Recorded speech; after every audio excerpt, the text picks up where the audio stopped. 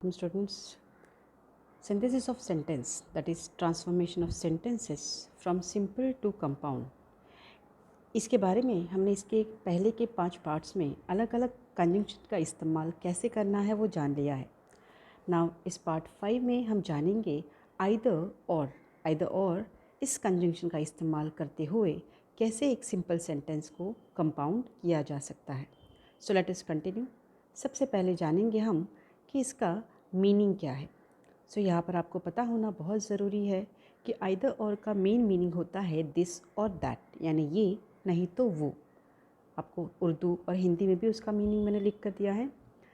Now इसका इस्तेमाल कब होता है? When is it used? Remember, when any one of the two is to be specified then either or conjunction is used to join the two simple sentences। यानी दिए गए दो चीज़ों में से, इट कैन बी एनीथिंग, दो noun हो सकते हैं, वर्ब हो सकते हैं, एडवर्ब हो सकते हैं, एनीथिंग। तो जब उन दोनों में से कोई एक का ही जिक्र करना है या एक को स्ट्रेस करना है, तब हम आइदर और इस कंजंक्शन का यूज़ करते हैं ये बताने के लिए कि हम दोनों में से ये एक चाहिए, या तो ये नहीं तो वो। ठीक है। सो यहाँ पर स्टेप्स क्या है जानेंगे। देखो, remove the common part of the sentences from the second sentence, यानी दिए गए दोनों सेंटेंसेस में जो कॉमन पार्ट रहता है, हम उसमें से जो कॉमन पार्ट दूसरे सेंटेंस में मिलेगा उसको हटा देना है, दूसरे में से उसको निकाल देना है, राइट। और उसके बाद जो बचा हुआ अनकॉमन पार्ट है, जो अनकॉमन पार्ट आपको दोनों सेंटेंसेस मिलेगा, उसको आइदर और से जोड़ना है। कैसे? प्रैक्टिस के लिए मैं आपको सेंटेंसेस बताती हूँ। देखो एग्जांपल देखो, a simple sentence, I will take tea, I will take coffee. मैं चाय लूँगी, मैं कॉफ़ी लूँगी। एक सिंपल सी बात, चाय कॉफ़ी एक साथ पी नहीं जा सकती। Either you can take tea और यू कैन हैव कॉफ़ी, या तो आप चाय पी सकते हैं या तो कॉफ़ी। यानी यहाँ पर हमको इसका मतलब समझ में आ रहा है सेंटेंस का, दोनों सेंटेंसेस को जोड़ना ज़रूर है, लेकिन हमको ये बताना है कि हम चाय नहीं तो कॉफ़ी, दोनों में से कोई भी एक ही लेंगे। तो यहाँ पर देखो इसको कैसे जोड़ना है।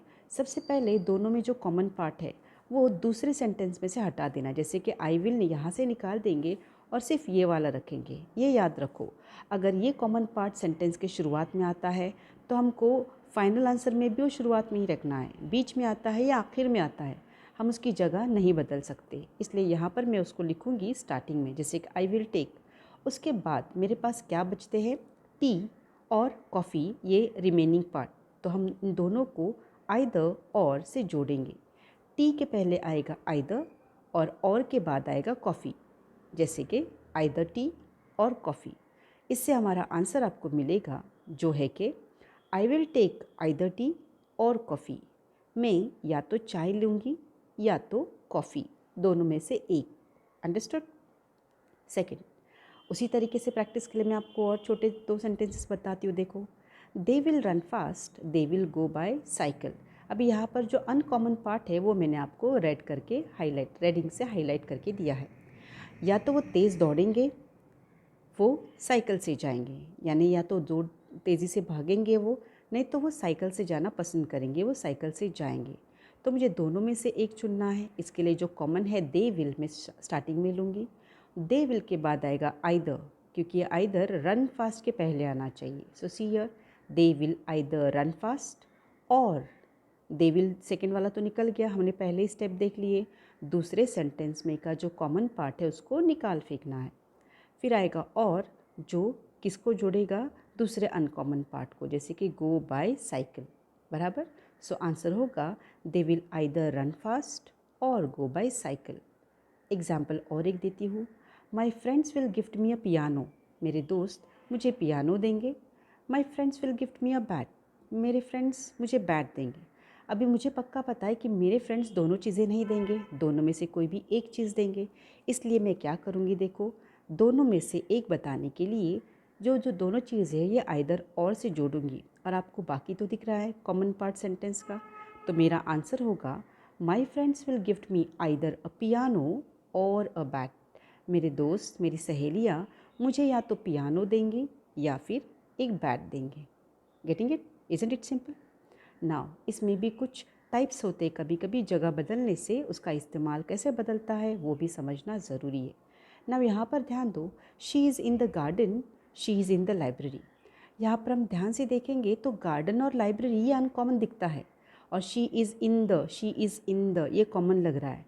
लेकिन फिर भी आप देख सकते हैं कि मैंने in the garden, in the library, इन दोनों को भी रेड किया है, यानी मैंने उसको अनकॉमन पार्ट पकड़ा है। क्यों?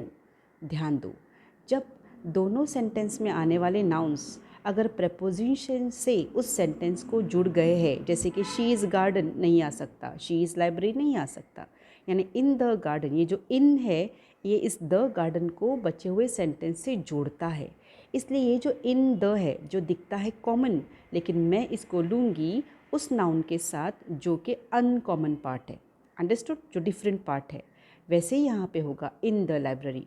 तो बचा मेरे पास अभी शी इज़। इसके लिए मैं सेंटेंस बनाऊँगी शी इज़। एग्जाम्पल पहले फिर भी बताती हूँ। इन the garden, in the library, वो एक शख्स है, वो एक गर्ल है, जो भी है वो एक वक्त पर एक ही जगह पे रह सकती है, या तो गार्डन में या तो लाइब्रेरी में, बराबर या नहीं। इसलिए यहाँ पर आइदर और का होना बहुत ज़रूरी है। इसके लिए मैं सेंटेंस बनाऊँगी she is either in the garden और इन द लाइब्रेरी। ध्यान दो, जो फ्रेज़ हमने यहाँ पर जोड़ा, जैसे इन the garden, in the library, ये दोनों भी इन द गार्डन एक आइदर के बाद आएगा और एक और के बाद आएगा। आफ्टर आइदर एक आएगा एंड आफ्टर और दूसरा आएगा। क्लियर? और एक सेंटेंस देखो, she will study in school, she will study in tuition. वो स्कूल में पढ़ेगी, वो ट्यूशन में पढ़ेगी, या तो वो स्कूल में पढ़ेगी या तो वो ट्यूशन में पढ़ेगी। सो आंसर आपके सामने है, she will study either in school और in tuitions. Is it clear? Next, और थोड़ा कभी कभी चेंज हो सकता है, जैसे कि दिए गए subjects are to be joined with either और when the verb of second subject is to be followed. यानी जब हमको दो सब्जेक्ट्स को, दो कर्ताओं को जोड़ना होता है, तब हम क्या करते हैं, वर्ब दूसरे सब्जेक्ट का लेते हैं। जैसे कि ध्यान दो, the father has to attend the meeting, the mother has to attend the meeting. यानी अब्बा को मीटिंग में आना है, अम्मी को मीटिंग में आना है, दोनों में से किसी एक को। इसलिए मैं मदर के साथ जो आया है, जैसे मस्ट, इसी को हम लेंगे। क्यों? मतलब यहाँ पर भी वही है, यहाँ पे थोड़ा करेक्शन करेंगे। हैज़ टू अटेंड यहाँ पर भी हुआ और वहाँ पर भी हो गया हैज़ टू अटेंड।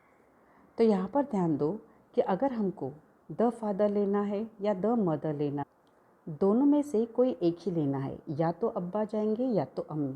इसलिए ध्यान दो, यहाँ पर भी हैज़ है, यहाँ पर ही हैज़ है, करेक्ट है, लेकिन हम यहाँ पे हैव प्लूरल नहीं कर सकते। दूसरे वाले का जो भी वर्ब है हम उसको ही फॉलो करेंगे। जैसे कि आइदर द फादर और the mother has to attend the meeting, has. Okay, यहाँ पे प्लूरल नहीं आएगा, इसके लिए ध्यान देना है सेकंड वाले सब्जेक्ट का एक्शन वर्ड या वर्ब क्या है। ओके, देन और एक देती हूँ practice. Rati has done it, Sidhu has done it. Okay, या तो रति ने किया है या तो सिद्धू ने किया है।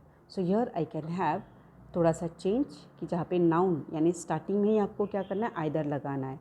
यू कैन सी रति और सिद्धू ये हो गए अनकॉमन डिफरेंट पार्ट्स, और हैज़ डन इट ये हो गया common part.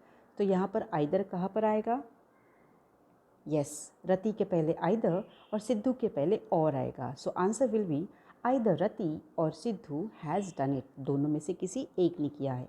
One more example, your uncle may come, you may come. तुम्हारे अंकल आ सकते हैं, तुम आ सकते हो, यानी तुम दोनों में से कोई भी एक आ सकता है। So the answer will be either your uncle और यू मे कम। क्लियर? उसी के जैसे और आगे एक एग्जाम्पल बताती हूँ, थोड़ा और एक डिफरेंट रूल है यहाँ पर। When one doer is single and the other is plural, ऐसा भी होता है कभी कभी, आपको जुमले दो दिए जाते हैं, दो सेंटेंसेस, लेकिन उसमें एक सेंटेंस में जो नाउन है, डूअर है, वो सिंगुलर होता है और एक में जो होता है वो प्लूरल होता है। तो क्या करना है, रूल है कि जो सिंगुलर है उसको पहले लेना है, प्लूरल को बाद में डालना है। जैसे कि मैं एग्जाम्पल आपको बताऊंगी इसके लिए भी। The teachers are to be praised, the principal is to be praised.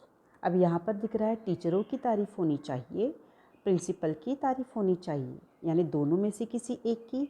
तो यहाँ पर जो सिंगल है उसको पहले लाना है और जो प्लूरल है उसको बाद में। सो आंसर होगा आइदर द प्रिंसिपल और the teachers are to be praised. ध्यान दो, यहाँ पर मैंने दूसरा जो इसके पहले मैंने आपको रूल बताई थी उसकी तरफ ध्यान देंगे। यहाँ पे सबसे पहला रूल तो क्या है, सिंगुलर पहले आएगा, प्लूरल बाद में जाएगा जो सब्जेक्ट है, और प्लूरल है इसकी वजह से आगे का जो सब्जेक्ट है वो प्लूरल आएगा। क्यों? इसके लिए नहीं कि प्रिंसिपल और टीचर्स दोनों की बात हो रही है, इसके लिए क्योंकि सेकंड सब्जेक्ट अभी जो आपने लिए आंसर में ये खुद एक प्लूरल सब्जेक्ट है, इसलिए यहाँ पर आर आएगा। Getting it? और एक एग्जांपल देती हूँ जो रेडीमेड है, आपको समझ में आएगा कि mother is going to cook, the daughters are going to cook. मम्मी पकाने वाले हैं या बेटियाँ पकाने वाली है, तो यहाँ पर ऑलरेडी आपको मदर सिंगुलर नाउन पहले ही दिया है और द डॉटर्स जो प्लूरल है वो बाद में आता है।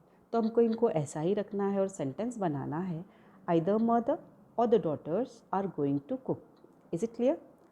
आई होप आपको ये एक्टिविटी यहाँ पर समझ में आई होगी। Thank you very much for watching this. आपको ज़रूर समझ में आया होगा। If you like the videos, if you understand, please comment and let me know कि आपको ये समझ में आता है या नहीं।